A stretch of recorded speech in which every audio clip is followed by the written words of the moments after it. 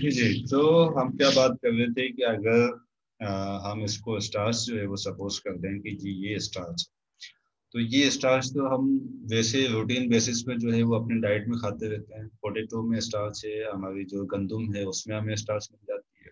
तो ये स्टार्च इस ड्रग मॉलिक्यूल को बॉडी में एक्यूरेसी के साथ पहुंचाने का तो काम करेगा, लेकिन इस स्टार्च का अपनी स्टार्च की वजह से किसी भी तरह की फार्माकोलॉजिकल चेंजेस जो है वो बॉडी में नहीं आएंगे। ठीक है सर, यानी कि अगर मैं सिर्फ स्टार्च की टेबलेट ले लूं तो उससे मुझे किसी तरह का पेन रिलीफ नहीं मिलेगा, किसी तरह की इन्फ्लेमेशन कम नहीं होगी, कोई टेम्परेचर कम ज्यादा नहीं हो जाएगा, कुछ भी नहीं होगा। इसलिए हम उसको कहते हैं इनएक्टिव इंग्रेडिएंट, या ज्यादा बेहतर टर्म उसके लिए होती है एक्सिपिएंट्स।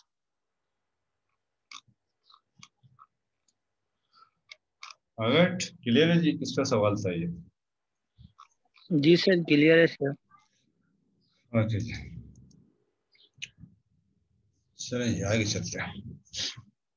अब अब ये जो डोजेज फॉर्म, अब हमने जो बनाना है डोजेज फॉर्म, ये हमने देख लिया कि डोजेज फॉर्म हमें क्यों चाहिए होता है। इस डोजेज फॉर्म के लिए और मजीद क्या कंसिडरेशंस हो सकते हैं? फिजिको केमिकल प्रॉपर्टीज ड्रग्स की अपनी, उनकी अपनी सोल्यूबिलिटी किस तरह की है, उनकी कंपेटेबिलिटी किसी इंग्रेडिएंट के साथ जो है वो किस तरह की है, वो ओरली एब्जॉर्ब हो सकता है या नहीं हो सकता, जीआईटी में स्टमक में वो कंपाउंड स्टेबल है या नहीं है, और भी बहुत सारी चीजें जो जैसे जैसे हम आगे जाएंगे इनमें से कुछ फिजिको केमिकल प्रॉपर्टीज हमारे सामने आती रहेंगी और हम उन्हें स्टडी करते रहेंगे। ये कंसीडर करना है हमने डोजेज फॉर्म बनाते हुए कि ड्रग की फिजिको केमिकल प्रॉपर्टी क्या है ड्रग्स। अच्छा जी, देन अगर हमें ड्रग का सिस्टमिक बेनिफिट चाहिए होता है, ठीक है, दो तरह के एप्लीकेशंस होती हैं ड्रग की।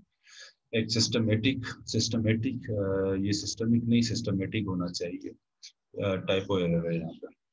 सिस्टमेटिक से भी मीन कि जहाँ पे ड्रग जो है वो पूरी बॉडी पर इम्पेक्ट कर सकती है, ब्लड सर्कुलेशन में जाए और ब्लड सर्कुलेशन से वो पूरी बॉडी पे इम्पेक्ट कर सकती है, उसकी जो कवरेज हो ड्रग की वो पूरी बॉडी पर हो।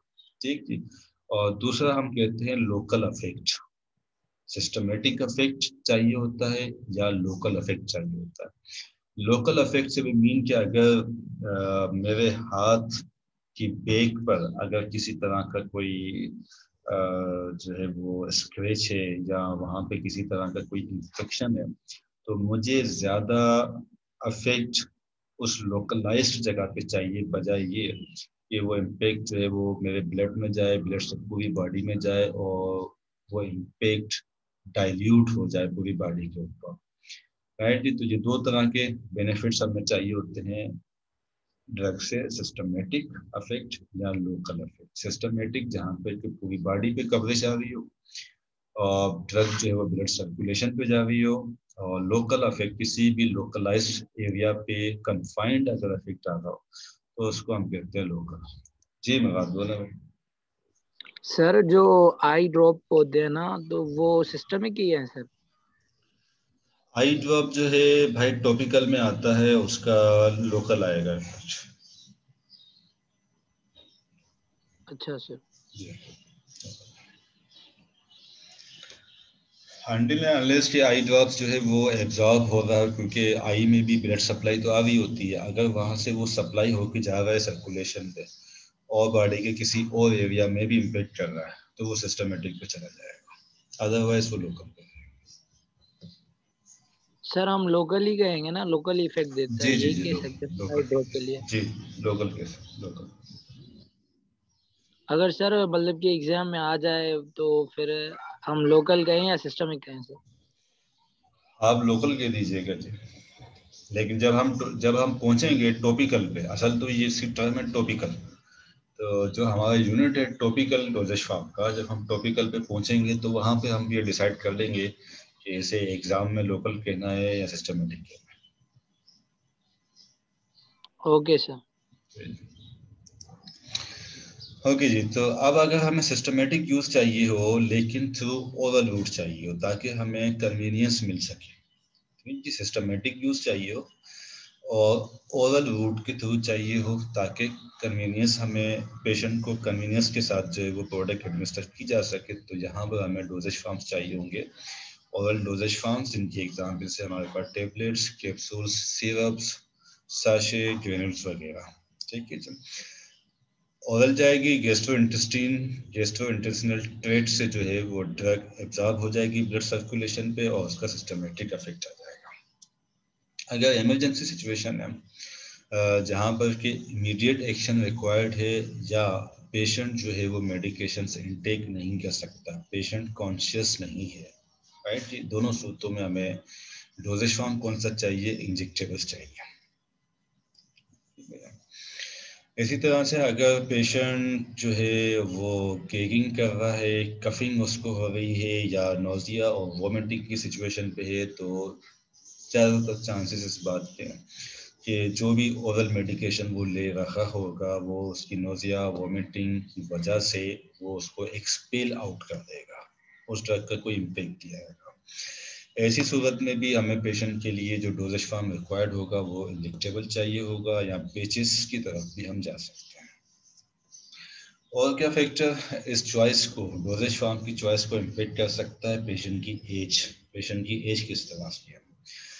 तो चिल्ड्रंस के लिए ज़्यादातर हमें लिक्विड डोजेज फॉर्म चाहिए होते हैं ताकि वो इजीली स्वेलो कर सकें, और इसके साथ साथ पेलेटेबिलिटी भी चाहिए होती है। पेलेटेबिलिटी से मीन कि उसकी जो टेस्ट और फ्रेगरेंस और कलर, इन तीनों सेगमेंट से उसकी जो एक्सेप्टेंस है वो अच्छी होनी चाहिए ताकि चिल्ड्रेन, कम उम्र के जो पेशेंट्स हैं वो उसको खुशी से जो है वो खाएं और उसको रेजिस्ट ना करें उन मेडिकेशन से, ठीक है ना। अच्छा जी, इसी तरह से जो एल्डरली पेशेंट्स हैं, बहुत ज़्यादा जो बुजुर्ग पेशेंट्स होते हैं, वीक होते हैं, इस तरह के पेशेंट्स, उनके लिए कोई ऐसी डिवाइसेस जो कि बहुत ज़्यादा मुश्किल हो एडमिनिस्टर करना या उनको एडमिनिस्टर करने में फोर्स बहुत ज़्यादा लगानी पड़ती हो, या ड्रग को जो है वो मैनेज करने के लिए बहुत ज़्यादा फोर्स चाहिए हो, तो ऐसी चीज़ें ऐसे पेशेंट्स को जो है वो तंग कर सकते हैं। ठीक है जी, मुराद मैं आपका क्वेश्चन लेता हूँ, मैं स्लाइड कंप्लीट कर लूँ दें।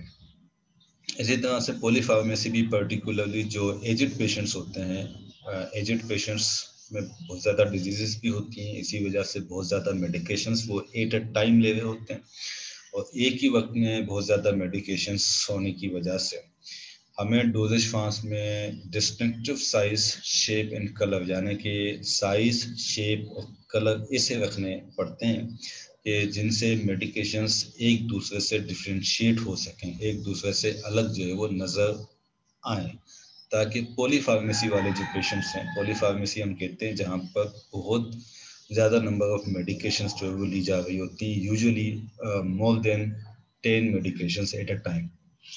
इसी तरह से डिजीज ड्यूरेशन किस तरह का है, फॉर एग्जांपल कुछ डिजीज ऐसी हैं कि 5 दिन की ड्रग लेने पे ठीक हो जाती हैं, कुछ डिजीजेज ऐसी हैं कि जो लाइफ लॉन्ग चलती हैं, जैसे कि डायबिटीज़ वगैरह है, कैंसर वगैरह है, ब्लड प्रेशर है। ऐसे पेशेंट्स के लिए अगर हमने इंजेक्टेबल्स बना रखे हों तो लाइफ लॉन्ग या लॉन्ग ड्यूरेशन वाले पेशेंट्स के लिए इंजेक्टेबल्स को डेली बेसिस पे सुबह शाम डोजेस लेना कन्वीनियंट नहीं होता, और ऐसी मेडिकेशंस के लिए हमें ओरल डोजेज फॉर्म की तरफ जाना पड़ता है, या इंजेक्टेबल से जो ज़्यादा कन्वीनियंट हो ऐसे डोजेज फॉर्म की तरफ जाना पड़ता है।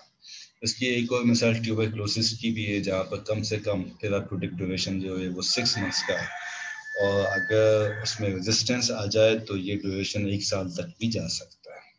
ठीक है, तो ये वो कुछ कंसिडरेशंस हैं जो हमें सामने रखनी पड़ती हैं डोजेज फॉर्म बनाते हुए। जी मुराद बोलिए। सर आंसर मिल गया, सर आंसर मिल गया। चलिए ठीक है, ओके जी। गेगिंग क्या होता है, वो दूसरा वाला लिखा हुआ गेगिंग? ये आप यूँ समझें कि जैसे अगर आप अपने हलक में अगर आप उंगली मारें तो जिस तरह का रिएक्शन आएगा उसको कहते हैं गेगी।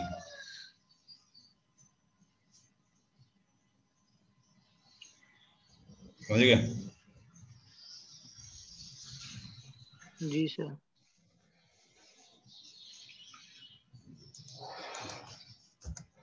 चलें जी, तो अब इन डोजेज फॉर्म्स से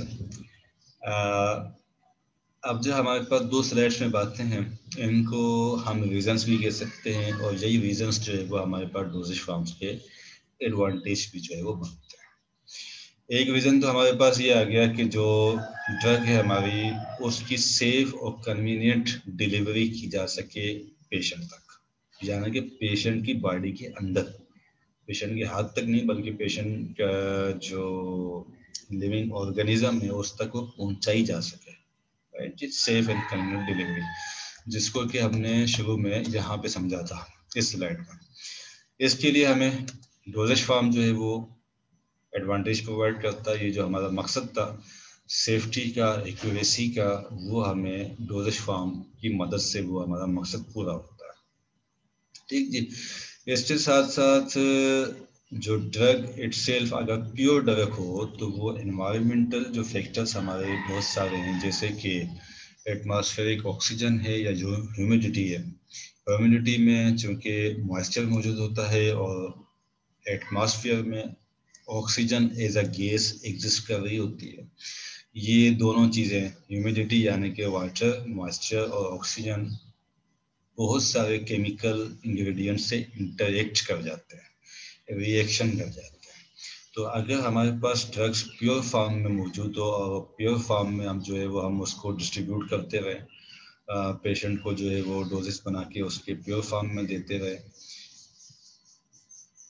तो ये ड्रग्स इंटरेक्ट कर सकती हैं एनवायरमेंटल फैक्टर्स से, राइट जी। इनको प्रोटेक्ट करने के लिए डोजेज फॉर्म हमें हेल्प आउट करता है। हम इस तरह की जो टेबलेट्स है उनको कोट कर देते हैं, कोटिंग कर देते हैं, राइट जी। या जो इम्प्यूल्स हैं, जैसे इम्प्यूल्स हैं उनकी सीलिंग कर देते हैं, उनको प्रॉपरली सील कर देते हैं कि वो एटमॉस्फेरिक जो फैक्टर्स है उनके साथ इंटरेक्शन ना कर सके, राइट जी। तो टेबलेट्स की कोटिंग क्यों करते हैं? इसलिए कोटिंग करते हैं कि उनको जो एटमॉस्फेरिक फैक्टर्स है उनके साथ इंटरेक्ट करने से प्रोटेक्ट किया जा सके। इसी तरह से जो हमारा गैस्ट्रो इंटेस्टिनल ट्रैक्ट है, पर्टिकुलरली जो स्टमक है, इस स्टमक का जो एनवायरनमेंट है ये बहुत ज़्यादा डिवास्टेटिंग है, बहुत ज़्यादा हार्श है, बहुत ज़्यादा सख्त किस्म का एनवायरनमेंट है, क्योंकि इसमें एक तो बहुत सारे किस्म के एंजाइम्स मौजूद होते हैं, बहुत सारे किस्म के दूसरे डिग्रेडेटिंग एजेंट्स मौजूद होते हैं। पीएच इसकी पर्टिकुलरली जो है वो एसिडिक साइड पे रहती है और 1 से 2 तक इसकी पीएच भी जा सकती है स्टमक की, ठीक है। डिपेंडिंग ऑन फेड स्टेट और फास्टिंग स्टेट में इसकी पीएच जो है वो वेरी करती है, लेकिन ज़्यादातर एसिडिक रेंज पे ही रहती है। तो ये जो एसिडिटी है स्टमक की, ये एसिडिटी जो ड्रग सब्सटेंसेस हैं उनको भी डिस्ट्रैक्ट कर सकती है, उनको भी तोड़ सकती है। तो अगर एस्प्रिन कोई प्योर फॉर्म में खा रहा हो या एस्ट्राडायोल कोई प्योर फॉर्म में अगर खाए तो 99.9% चांसेस इस बात के हैं कि वो स्टमक में ही वो ड्रग जो है वो तबाह हो जाएगी और आगे एक्टिविटी करने के लिए ब्लड सर्कुलेशन तक पहुंचेगी ही नहीं, राइट। तो स्टमक से बचाने के लिए, गैस्ट्रिक एसिड से बचाने के लिए, जब हम प्रोडक्ट ओरल एडमिनिस्ट्रेशन के थ्रू ले रहे हो तो गैस्ट्रिक एसिड से प्रोटेक्ट करने के लिए, गैस्ट्रिक एसिड से प्रोटेक्ट करने के लिए डोजेज फॉर्म में हेल्प आउट करता है। इसको हम कहते हैं एंटेरिक कोटिंग। एंटेरिक कोटिंग वो टेबलेट्स या वो पिल्स जिनके ऊपर हम कोटिंग इसलिए करते हैं कि वो गैस्ट्रिक एसिड से उनको प्रोटेक्शन मिले, उसको हम कहते हैं एंटेरिक कोटिंग। अच्छा जी, देन ड्रग प्रोडक्ट्स के जो टेस्ट है वो अमूमन बिटर टेस्ट होता है या साल्टी होता है या किसी भी तरह से ऑफेंसिव टेस्ट होता है या इस तरह की उनकी ऑर्डर होती है, इस तरह की फ्रेगरेंस उसमें होती है कि वो बर्दाश्त आसानी से न की जा सकती हो। पर्टिकुलरली अगर हमारे पास जो है वो चिल्ड्रेन हो एज अ पेशेंट, ठीक है। और इवन एडल्ट पेशेंट्स के लिए भी, फॉर एग्जांपल क्लेरिथ्रोमाइसिन जो है वो, क्लेरिथ्रोमाइसिन एक बहुत ही ज़्यादा बिटर किस्म का जो है वो साल्ट है, उसको इवन के डोजेज फॉर्म में लेने के बाद भी जब क्लेरिथ्रोमाइसिन ब्लड में जाके और हमारे जो ग्लैंड्स हैं, स्वेट सॉरी सेलिवरी ग्लैंड्स, इसमें जब उसकी कंसंट्रेशन आती है तो उस टाइम पे भी वो बहुत ज़्यादा कड़वा जो है वो फील होता है। तो इस बिटरनेस को हटाने के लिए, इस ऑफेंसिव टेस्ट या ऑर्डर को मास्क करने के लिए डोजेज फॉर्म हमें हेल्प आउट करता है। ठीक है। अच्छा जी, तो हमने प्रीवियस स्लाइड में देखा था कि कुछ जगह पर हमें लिक्विड प्रिपरेशंस चाहिए होती हैं। लिक्विड प्रिपरेशंस बनाने के लिए हमें डोजेज फॉर्म हेल्प आउट करता है, और ये रीजन भी है कि हमें डोजेज फॉर्म चाहिए होता है। ठीक है जी। इसके साथ साथ वेट कंट्रोल्ड ड्रग एक्शन के लिए, वेट कंट्रोल से भी मीन कि ड्रग का जो एक्शन आ रहा है उसको कंट्रोल किया जा सके एक सर्टेन पीरियड ऑफ टाइम तक। ठीक है। लेट से कि अगर हमने एक टेबलेट बनाई, उसमें 500 मिलीग्राम एक्टिव इंग्रेडिएंट मौजूद है। 500 मिलीग्राम अगर एक साथ इंटेस्टाइन में जाके रिलीज हो रहा है तो उसका एकदम से जो है वो इम्पेक्ट आ जाएगा, एकदम से उसकी थेराप्यूटिक एक्टिविटी जो है वो पीक पे जाएगी और फिर डाउन चली जाएगी। वेट कंट्रोल से हमारा मतलब ये होता है कि अगर हम इसकी कोटिंग इस तरह की करते हैं, जहाँ इसमें दूसरे इंग्रेडिएंट इस तरह से डाल दें कि ये ड्रग स्मॉल इंटेस्टाइन में एक साथ जाके रिलीज ना हो, बल्कि आहिस्ते आहिस्ते रिलीज हो। आहिस्ते आहिस्ते जब ये रिलीज होगा, कंटेंट आहिस्ते आहिस्ते रिलीज होगा, 10 से 12 घंटे ये टेबलेट हमारे इंटेस्टाइन में ही मौजूद रहेगी, तो बजाय इस तरह की पीक आने के एक कांस्टेंट किस्म का इफेक्ट जो है वो काफी देर तक आता रहेगा, काफी देर तक आता रहेगा। राइट। तो इसको हम कहते हैं कि ड्रग की जो एक्शन है उसके वेट को कंट्रोल करना। ये प्रोबेबली आपके पास शायद जो टेबलेट्स हैं वो सेकंड सेमेस्टर के उसमें कोर्स आउटलाइन में है। तो जो लोग सेकंड सेमेस्टर का कर रहे हैं वो ये पढ़ेंगे। जिन्होंने पास कर लिया है उन्होंने वैसे ही पढ़ा हुआ है, जो रिपीट कर रहे हैं तो वो वहाँ पर देखेंगे कि एंटेरिक कोटिंग क्या है, तो वेट कंट्रोलिंग क्या है, और ये सारी चीज़ें वहाँ से रिलेटेड है। यहाँ से मैं आपको बेसिक जो है उनका ओरिएंटेशन दे रहा हूँ। ठीक है जी। अच्छा जी, ये नंबरिंग सही कर दीजिएगा जी। यहाँ पे 6 है तो यहाँ से ये 7 होनी चाहिए, 7 होनी चाहिए, 7, और फिर ये इस तरह से ये 10 तक आ जाएगी। अच्छा जी, ऑप्टिमल ड्रग एक्शन आए हमारे पास टॉपिकल एडमिनिस्ट्रेशन से, जैसे कि ऑइंटमेंट्स हैं, क्रीम्स हैं, ट्रांसडर्मल पेचेस है, ऑफ्थेल्मिक ईयर एंड नेजल प्रिपरेशंस हैं। अगर हमें ईयर में जो है वो थेराप्यूटिक बेनिफिट्स चाहिए तो ज़्यादा ऑप्टिमल हमें वो हमारी लोकल एप्लीकेशन, यानी कि जो टॉपिकल एडमिनिस्ट्रेशन है, इनको हम कहते हैं टॉपिकल एडमिनिस्ट्रेशन। स्किन के ऊपर, आँखों में, कान में और स्किन के ऊपर, this is called topical administration. तो टॉपिकल एडमिनिस्ट्रेशन हमें ऑप्टिमल बेनिफिट प्रोवाइड कर सकती है लोकल हीलिंग के लिए, लोकल एलिमेंट के लिए, बजाय ये कि उसको जो है वो ओरली एडमिनिस्टर किया जाए या फिर इंट्रावेनसली एडमिनिस्टर किया जाए। ठीक है जी, तो ये भी हमें बेनिफिट मिलता है डोजेज फॉर्म से।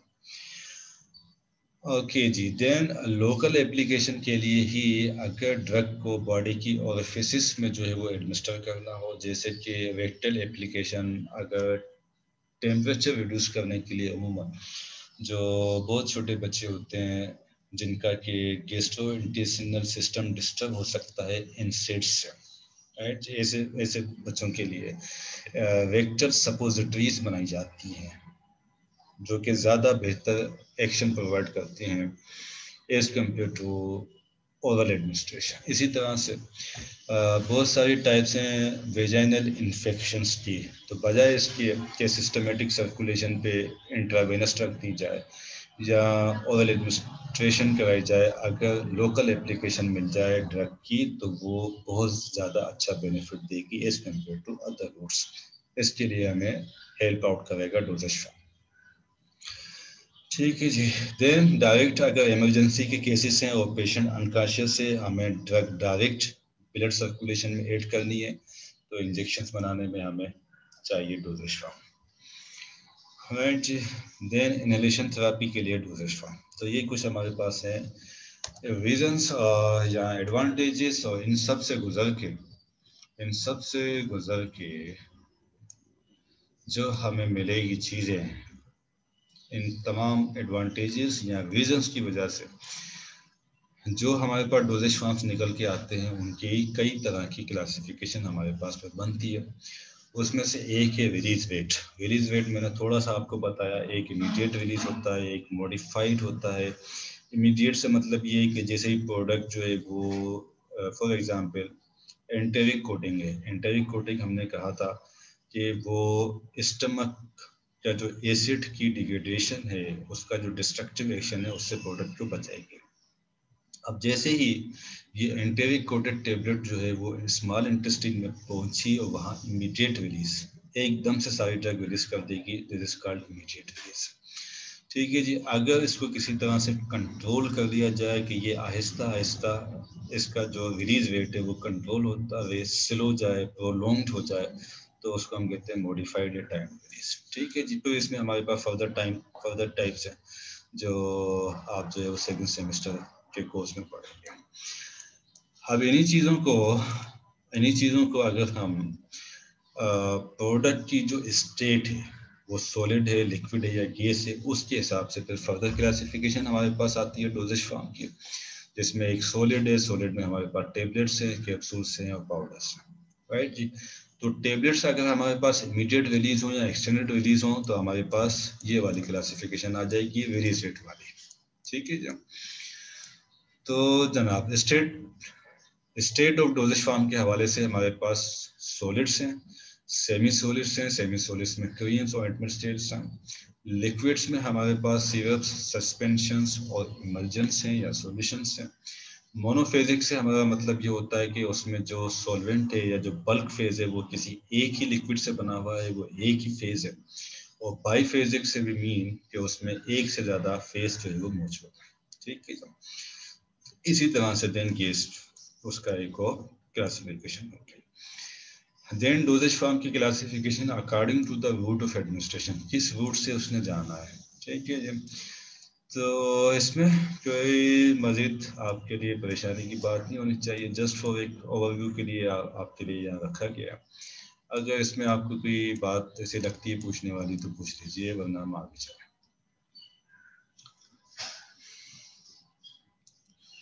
ठीक है जी।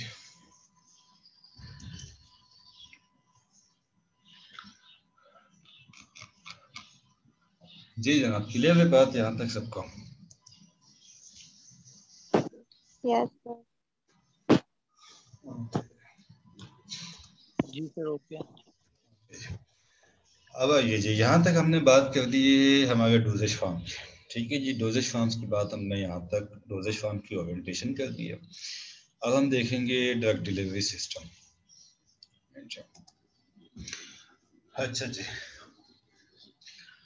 अब अगर हम डोजेज फॉर्म को दोबारा से देखें हमारे कैंसर थेराप्यूटिक्स के लिए। ठीक है जी। फॉर एग्जांपल कैंसर को ट्रीट करने के लिए हमने डोजेज फॉर्म दिया है। ठीक जी। ये हमारे पास डोजेज फॉर्म है। ये वही एग्जांपल है जो हमने प्रीवियस, या वही शेप है जो हमने प्रीवियस स्लाइड में भी देखी है। ठीक जी। उसमें हमारे पास ये एक्सिपिएंट है और ये हमारे पास ड्रग मॉलिक्यूल है। ये हमारे पास ब्लड सर्कुलेशन है, ब्लड सर्कुलेशन में हमारे पास ड्रग निकल के आई, राइट जी। ये ड्रग निकल के आई, ये ड्रग मॉलिक्यूल्स हैं। ये ड्रग मॉलिक्यूल इस सेल में भी आ गया, नॉर्मल सेल में भी, और ये ड्रग मॉलिक्यूल जो है वो कैंसर सेल में भी आ गया। क्योंकि इस ड्रग मॉलिक्यूल को नहीं पता कि मैंने स्पेसिफिकली कहाँ पे काम करना है। इस ड्रग मॉलिक्यूल का जो काम है वो उसने हर सेल के ऊपर जाके करना है। अब इसके नतीजे में क्या होगा, जब हमने ये डोजेज फॉर्म एडमिनिस्टर किया तो ये ड्रग अनस्पेसिफिकली बगैर किसी डिफरेंशिएशन के नॉर्मल सेल और कैंसर सेल दोनों को किल कर देगी। इससे ये होगा कि अगर किसी पेशेंट को कोलोन कैंसर है, कोलोन कैंसर के लिए अगर उसको ड्रग दी गई है तो ये ड्रग उसके कोलोन कैंसर को भी किल करेगी, इसके साथ साथ उसके लीवर को भी मार डालेगी, उसके स्टमक को भी खत्म कर देगी, उसकी स्किन को भी झाड़ देगी, उसके बालों को भी उड़ा देगी। कि इसमें ड्रग का कोई कसूर नहीं है। ड्रग का मैकेनिज्म ऑफ एक्शन ही यही है कि उसने सेल ग्रोथ को रोक देना है, राइट। अल्टरनेटिवली हम क्या कर सकते हैं? अल्टरनेटिवली हम ये कर सकते हैं कि हमारे पास ये एक ड्रग है, ये येलो कलर में, ठीक है जी, इसके साथ फिलर वगैरह मौजूद है। ये हमारे पास ड्रग है, ये समझ लीजिए कि ये यही वाली ड्रग है, बस हमने यहाँ कलर उसका थोड़ा चेंज कर दिया, यही ड्रग है। इस ड्रग के साथ हमने एक पॉलीमर ऐड कर दिया, एक फाइबर ऐड किया हुआ है पॉलीमर का। इससे क्या होगा, इससे होगा ये कि ये जो ड्रग है, ये जो ड्रग है, इसकी जो एक्टिविटी है ये एज एन एंटिटी बरकरार तब होगी जब ये इस पॉलीमर से अलग हो जाएगी। अभी जब इस ड्रग को हमने एक पॉलीमर के साथ ऐड कर दिया है तो इस ड्रग की जो आइडेंटिफिकेशन है, जो एंटिटी है एज अ ड्रग, वो चेंज हो गई है, ठीक है जी। वो चेंज हो गई, इसलिए चेंज हो गई है कि इस ड्रग के साथ, इस मॉलिक्यूल के साथ हमने एक पॉलीमर ऐड कर दिया है। अब ये अपनी एक्टिविटी, फार्माकोलॉजिकल एक्टिविटी उस वक्त परफॉर्म करेगा जब ये इस पॉलीमर से अलहदा हो जाएगा। अदरवाइज इसकी एक नई एंटिटी बन चुकी है, जिस न्यू एंटिटी की वजह से ये अपनी एक्टिविटी परफॉर्म नहीं करेगा, ठीक है जी। अब ये यहाँ पर जो इसको ज्वाइंट किया गया है, जो लिंक है, ठीक है जी, यहाँ पर जो मैंने आपको समझाने की कोशिश की है, ये लिंक, ऐसा लिंक मैंने बनाया है कि ये लिंक टूटेगा जाके एसिडिक पीएच में। जहां इसको एसिडिक पीएच मिलेगी वहां पे ये ऑटोमेटिकली टूट जाएगा। अब हम ये जानते हैं कि जो नॉर्मल सेल्स है हमारे कैंसर पेशेंट्स में, जो कैंसर सेल्स हैं, उनकी जो पीएच है वो पीएच रेंज करती है 4 to 5, ठीक है जी। 4 to 5 कैंसर सेल्स की जो पीएच है वो 4 से 5 तक रेंज कर रही है इंट्रासेलुलर पीएच कैंसर में। जबकि जो नॉर्मल सेल है उसकी फिजियोलॉजिक पीएच है 7.2 से लेकर और 7.4 तक, ठीक है, 7.2 से 7.4 तक। अब हमने ये कहा कि जनाब ये जो हमने लिंक बनाया, पहले हमने ये बात की कि ये जो हमने कंपाउंड बना दिया है इसकी अब एज एन एंटिटी अपनी ओरिजिनल ड्रग के नहीं है। जब ये वाला पॉलीमर इसमें से टूटेगा तब इस ड्रग की अपनी एक्टिविटी स्टार्ट होगी, अदरवाइज नहीं होगी। अब ये टूटेगा कहाँ, ये टूटेगा एसिडिक पीएच में, राइट जी। अब ये हमारे पास ड्रग और पॉलीमर लिंक के साथ आया ब्लड सर्कुलेशन में, ब्लड सर्कुलेशन से आया इस सेल में, इस सेल में आया। इस सेल में चूंकि पीएच जो है वो 7.2 से 7.4 है, ये अलहदा नहीं होगा, अलहदा नहीं होगा, अपनी एक्टिविटी परफॉर्म नहीं करेगा। कुछ टाइम के बाद जो है वो अपने इफ्लक्स पंप का या जो भी उसका जो मैकेनिज्म आपने फिजियोलॉजी में स्टडी किया उसके तहत सेल से बाहर चला जाएगा।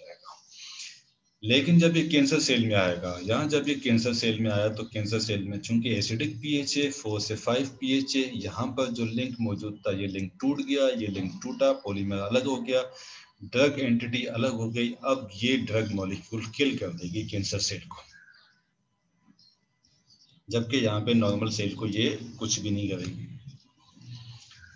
ठीक हो गया। अच्छा, इसी तरह से अब एक और कैंसर सेल्स में बहुत सारे चेंजेस होते हैं as compare to a normal cell.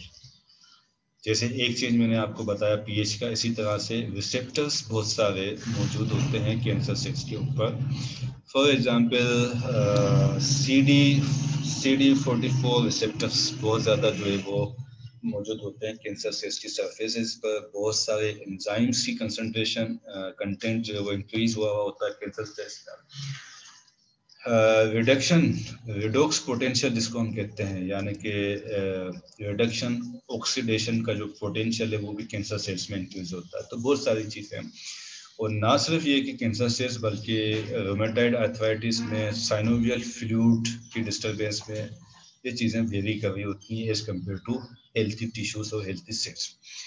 अब हमने कहा कि जी ये रिसेप्टर है, इस पे एक अप्रोच तो हमने ये वाली लगा दी, दूसरी अप्रोच हमने कहा कि जी इस पे रिसेप्टर है। ऐसा करते हैं, ऐसी चीज बनाते हैं ड्रग का ऐसा कंपाउंड या ऐसा जो है वो कंजुगेट बनाते हैं जो पहचान सके इस रिसेप्टर को पहचाने, उसी रिसेप्टर में जाके उसी सेल में जाके फिर इंटर हो, उसी सेल को जाके किल करे, वहीं जाके अपना एक्शन करे, ठीक जी। तो ये वाली ड्रग जो मैंने यहाँ आपको ऑरेंज कलर से शो करा, ये इसके साथ मैंने यहाँ लगा दिया लिगेंड, ये लगा दिया लिगेंड, ठीक है जी। ये लिगेंड जो है वो आइडेंटिफाई करेगा इसको आइडेंटिफाई करेगा। अब जब ये ड्रग और प्लस ये लिगेंड जब ये आया सिस्टमिक सर्कुलेशन में, तो इसको तो इसने आइडेंटिफाई कर लिया कि हाँ जी यहाँ पे मुझे जाने का रास्ता मिलेगा, ये आ गया अंदर, ये अंदर आ गया। लेकिन जब ये यहाँ जाएगा तो यहाँ चूंकि कोई भी इसका रिसेप्टर मौजूद नहीं है, तो नॉर्मल सेल में ये कोई भी एक्टिविटी परफॉर्म नहीं कर पाएगा। ठीक जी। तो अब हम ये कह सकते हैं कि ड्रग डिलीवरी सिस्टम वो फार्मूलेशन है या वो डिवाइस है जो थेराप्यूटिक सब्सटेंस को सेलेक्टिवली पहुंचाती है उसके साइट ऑफ एक्शन पे, अच्छा जी, मैं यहाँ पे नहीं चला पा रहा, ऊपर चला देता हूँ। चलें जी। सेलेक्टिवली पहुंचाती है उसके साइट ऑफ एक्शन पे without affecting the non target cells, non target organs और नॉन टारगेट टिश्यूज, यानी कि जहां पर उस ड्रग का काम नहीं है वहां पर वो काम नहीं करेगी। इस चीज को इंश्योर करना या इस चीज को हासिल करना जिस सिस्टम के तहत किया जाता है उसको कहते हैं ड्रग डिलीवरी सिस्टम। जी हाँ। तो आप डिफरेंशिएट कर पा रहे हैं आप डोजेज फॉर्म को और ड्रग डिलीवरी सिस्टम को?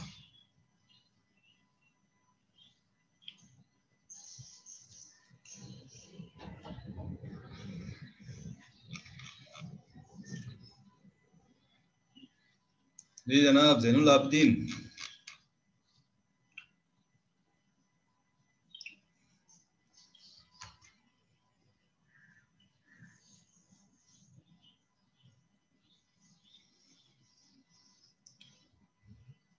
हमाद खान।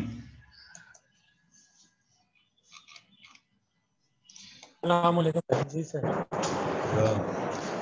जी भाई, डिफरेंशिएट कर पा रहे हो आप डोजेज फॉर्म को और ड्रग डिलीवरी सिस्टम को? दोबारा बताएं सर।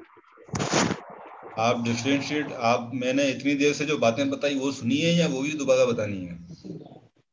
यस सर, सुनिए, अभी आपकी आवाज कट के आ रही है। अच्छा, मैं ये अर्ज कर रहा हूँ कि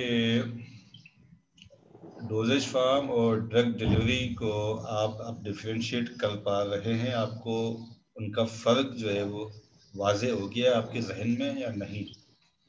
यस सर, यस। ओके जी। चलिए, तो ये जो हमारा थोड़ा सा इंट्रोडक्शन था डोजेज फॉर्म और ड्रग डिलीवरी सिस्टम से रिलेटेड, वो हमारा यहाँ तक जो है वो कंप्लीट होता है। और नेक्स्ट सेशन में यानी कि आज भी हमारे पास टाइम है, तो हम सॉल्यूशन से स्टार्ट करेंगे। यहाँ तक किसी का सवाल है तो बताएं जनाब।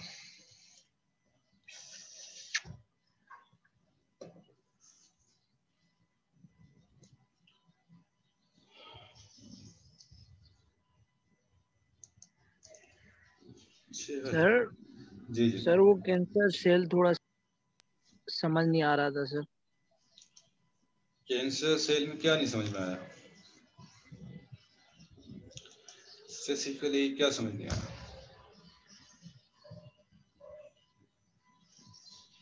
सर ऊपर से वो जो नहीं था सर, आपने नाम पता नहीं, वो सर ने टिक मार्क कर दूं सर? रिसेप्टर। रिसेप्टर। ये फार्माकोलॉजी पढ़ी हो? फार्माकोलॉजी तो पढ़ी है ना आपने? रिसेप्टर का कंसेप्ट जी आपको सर। क्लियर हो रहा होगा, ये वही सर चीज है। मतलब सर मुझे ये समझ नहीं आया मतलब कि वो अटैच कैसे हो रहा था सर? अटैच कैसे हो रहा है? हाँ अटैच सर, कैसे वो हो रहा है? मतलब पॉसिबल सेल ओनली सर, ये कैंसर ओनली लिखा हुआ था। अच्छा, ये इसलिए कि यहाँ पर ये अपने यहाँ हमने ड्रग के साथ मिसाल के तौर पे हमारे पास एक पॉलीमर होता है पुलुलान। ठीक है जी।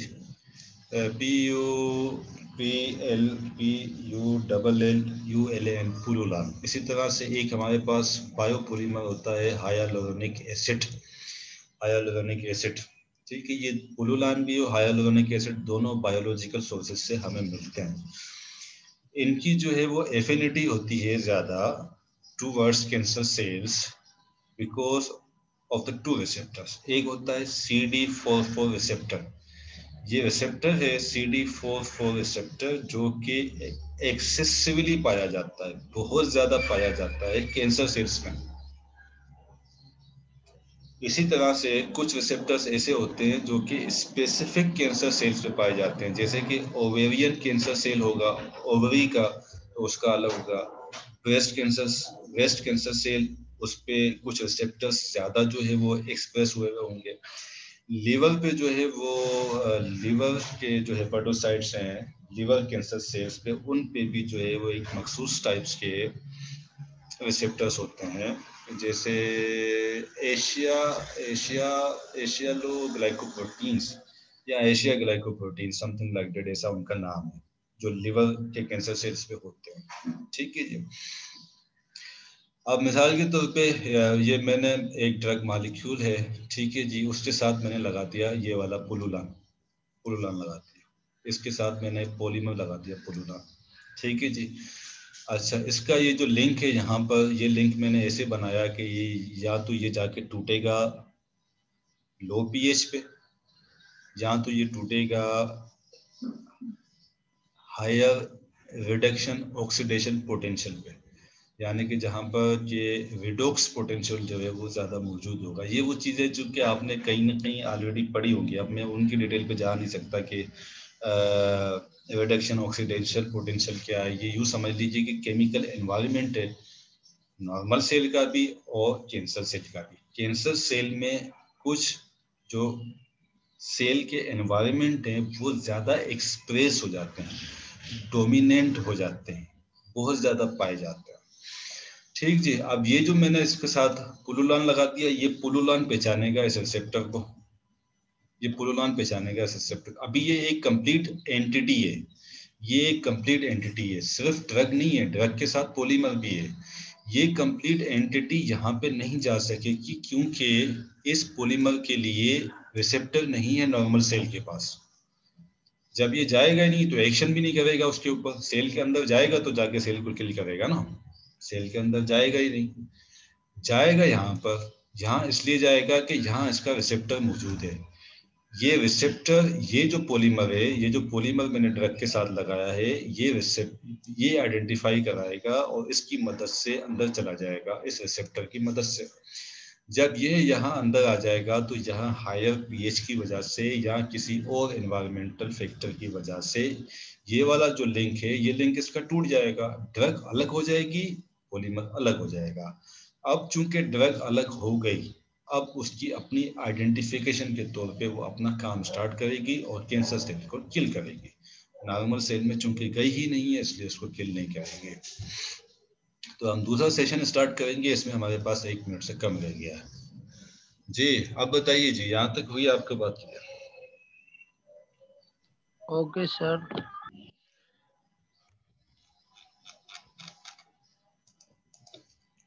जी, और कोई सवाल है तो बताएं, नहीं तो नेक्स्ट में हम अपना दूसरा टॉपिक स्टार्ट करते हैं।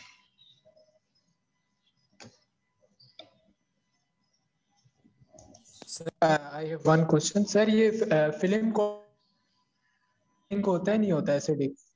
आपकी आवाज डिस्टोर्ड हो गई, मैं समझा नहीं आपका सवाल। सर आपने बात की एंटेरिक कोटिंग के अंदर जो है हमारे पास एसिडिक पीएच का जो एक जो भी ड्रग होगी